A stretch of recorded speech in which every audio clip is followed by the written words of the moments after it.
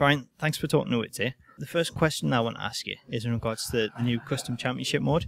That's now been added to the game. Can you speak a little bit about that and whether or not those creations will be downloadable on community creations? The custom championships, they are back in the game this year, where we were giving players the ability to kind of create their own titles, design them, whatnot. Unfortunately, though, they are not going to be able to upload and download through community creations. I know that kind of sucks, but we took the approach where when we started, what's the word I'm looking for? Incorporating titles online. We'd like to do it in a bigger way than simply allowing people to upload and download the title. Obviously we'd like to get to a point where when titles are online, not only can you upload and download them, they can be contested as well. So we're kind of waiting for that big kind of moment to kind of add that to our online feature set. So, but hopefully in the future, hopefully in the not too distant future, you'll be able to see that. The new feature that you've added was superstar heads within Create a Superstar. At the moment, there's 14 of those. Can you speak a little on them and the templates? And do you have any plans for DLC pack to expand on the 14? We do have those 14. They were chosen, essentially, we looked for the superstars that we felt were kind of, not all, I'm going to say main event caliber talent, because not all the guys are main event. A lot of them are. But basically, look for superstars who had, that are most used by the fans, for one. And have a history of having worn kind of multiple attires or various attires. So we did start with that 14, and it was a painstaking decision, because with the roster of over 70 characters, obviously everyone had their favorites that they wanted to have in there. But I'm really happy with the 14 that we decided on, and really cool that we have Roddy Piper's head in there, so you can create him as well. And as far as DLC is concerned, an announcement is going to be made regarding DLC within the coming weeks. I'm not sure exactly when, but it'll definitely be before the launch of the game.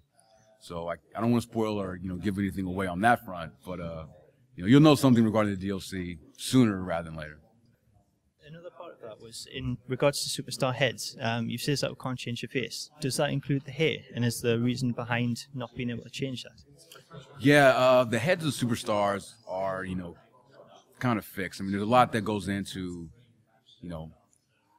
allowing the players to modify the hair, the face. I think one thing that we wanted to do was just to kind of maintain that, the quality of that face. And sometimes, you kind of start to lose that when you start adding all these other extra features on top of it. But that is, especially the hair, is a big one, where, for a guy like Chris Jericho, who I was showing in the demo, he's had so many various hairstyles that he's a guy that automatically you think like, oh man, Jericho, I'd like to give him to put the old, either the goatee or the long, hair that he used to have. But maybe that's one thing we'll look to try to, give players the ability to use maybe future installments. But for now, it's everything, from the neck down. But I still think it's a wide assortment of options that the players have at their disposal to modify or create something wacky with these superstars. The other question is, another thing that's changed this year is catching finishers come in last year, and that's now evolved into lifting finishers, which I think that's one of the best things in the game at the moment. That's my favorite. There's actually quite a lot of catching finishers in there. Can you list some of them, and do you know how many there's in total? Oh man, yeah. In total, I'm glad you like them. The lift, I think I call them catapult catch finishers in the game. So we have a lot, because like you mentioned, in W13, we implemented this functionality. And I think that was over 20 moves in and of itself. It was Sweet Chin Music, Code Breaker. It was a lot. This year we've added, I want to say off the top of my head, approximately 20 more. So it is a lot.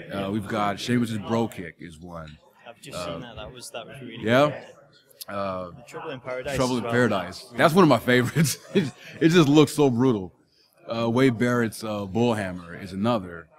Daniel Bryan, his Yes Lock, is a catapult finisher as well. Antonio Cesaro, his very European uppercut. The WMD.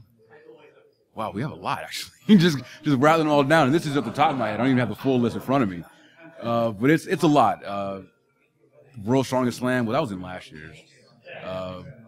Shell Shock is another. We have a lot. I think combined with what we did last year, what we did this year, there's probably anywhere from 45 to maybe 50 of these moves that have this catch functionality. So I'm glad you liked it. That's one of my favorite new additions to the game this year as well. And might I add, not only can they be used against a rebounding opponent, I don't know if you got a chance to check it out, but even if somebody's running towards you, if you time it correctly, you can shoot them up and nail them on the way down, which it never gets old. Another thing that's sort of similar is the OMG moments. No new ones of those have been announced this year, including the one that you mentioned earlier in regards to the Undertaker diving over the top rope. Is there any other unannounced ones that have not been announced yet? Of course. I love the OMGs. Those are freaking awesome. I had I was given the lucky task of coming up with the new ones for this year's game. One that we added that I really love is the apron DDT, which is really cool. Something that you probably won't see on WWE programming, but, you know, it's a cool move nonetheless. And that's performed by basically just having a finisher icon and whipping the opponent onto the apron so they're leaning against the rope. You can intercept them, press the finisher button, and perform a DDT on the apron. It looks as painful as it sounds. What's another cool one? We have a ring post assisted big boot. I'm not sure if you got a chance to see that one. Yeah, I've seen that. That looks yeah. really good as well. If you grab an opponent and kind of drag them towards the ring post and then use your finisher, you can you basically place their head against the side of the ring post and then hit them with a big boot. It's devastating stuff. We've got simultaneous finishers, a simultaneous shell shock, where you can actually lift two opponents at once using Ryback and do his shell shock finishing move. The same John Cena can do a double attitude adjustment as well. Kane and guys with choke slams can do the same, where they can grab two opponents out of the corner and hit them both with a choke slam. One that I'm not sure hasn't been seen too much is we have one specific for the Elimination Chamber. We have a spear through the glass chamber. I think, you know, me and my community manager Aubrey, we're gonna put together a video just about moves in general. I think we're gonna actually show some of the new OMG, so people will get a chance to see that one. That's a really cool one. And then the catapult finishers are part of that as well. And then Undertaker's OMG, which is specific to his character, his leaping dive attack to the outside, which, you know, we've had in the game as far as our, you know, out of the ring running attacks, but we really wanted to up the presentation of it to make it look, you know, as cool as Taker does in real life. So we gave that to him, and it only can be used by Undertaker. Another thing is, you mentioned that you're doing the live stream with Aubrey for the moves. We know that you're a big moves fan. Is there many indie moves being added this year? Do you know how many moves in total are in this year's game that are new? We've added, let me see, because I am a move guy.